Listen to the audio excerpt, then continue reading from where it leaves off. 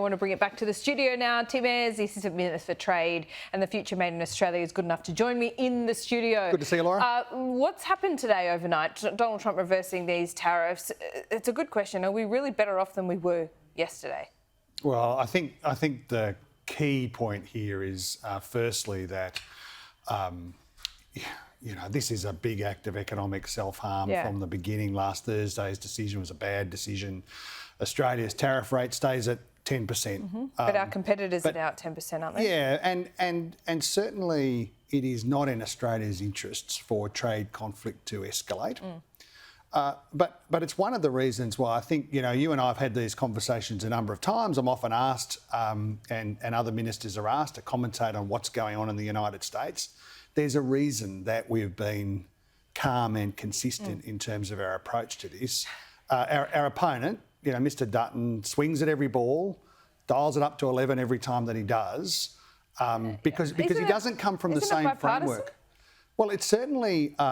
he just wants you to get on the phone. Well, competence is clearly not bipartisan here. Focus on the national interest is not bipartisan. We've been calm and consistent all the way through. What Mr Dutton's done is sort of run around, sort of rabidly trying to stoke up, the politics of this. Well, we learnt, and Australia learnt from the Morrison period, what it costs the country when a government can't be focused on the national interest and is just focused on the partisan interest. It was the Morrison government that got the exemption last time around with hockey I think in DC. Across the board.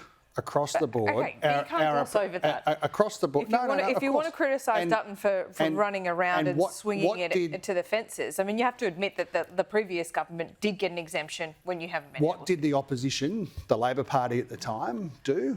We backed the government to the hilt. Yeah, but they were getting phone calls through to the White House then. Not just on the day that a good outcome was announced, but over the 9 months that it took to get to that position. Sure.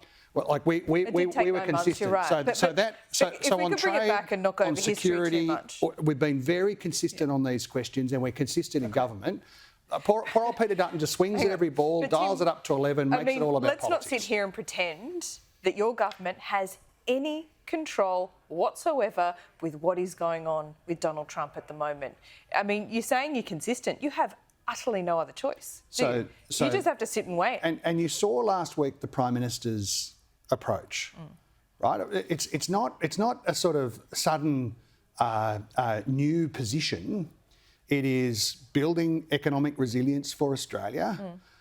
Diversifying our trade and diversifying the products that we sell the world, putting it because these bumps and shocks are going. Statements in an election campaign. But these bumps and shocks are coming along. You just have to be honest with people. Is that Trump is unpredictable. He's going to be there well beyond this campaign and for all of your whole next term into the next campaign, and you're just along for the ride. Well, the global environment is more and more unpredictable. Yeah. It is more. We've seen what happened when China put trade barriers in front of Australia. It is not just this set of developments over the course of the last couple of weeks that have brought the government to the conclusion very early in our term. Future Made in Australia, trade diversification, supporting businesses diversify their trade overseas, building the competitiveness of Australian manufacturers through production tax credits. This whole suite of policies is a coherent approach to the world becoming less certain and building Australia's position in our region is a critical part, not just of our economic security, but our national security as well. Tell you what's incoherent.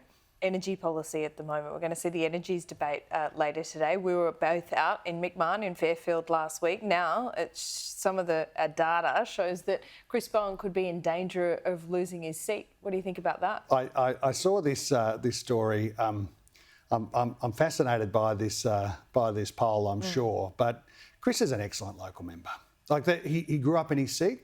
Where we were doing our interview, He's lived in a house a few blocks from there for decade after decade after decade. He's absolutely in the fabric of that community. But if you're the energy minister, prices have gone up $1,300 on average. He's doing a very good job. He's doing a very good job as Australia's energy minister, rebuilding after a period, of course, where we had a decade where, as the Prime Minister just said, 28 Australian coal-fired power stations, 24 of them closed down. The previous government sat around for almost a decade and did nothing, like nothing.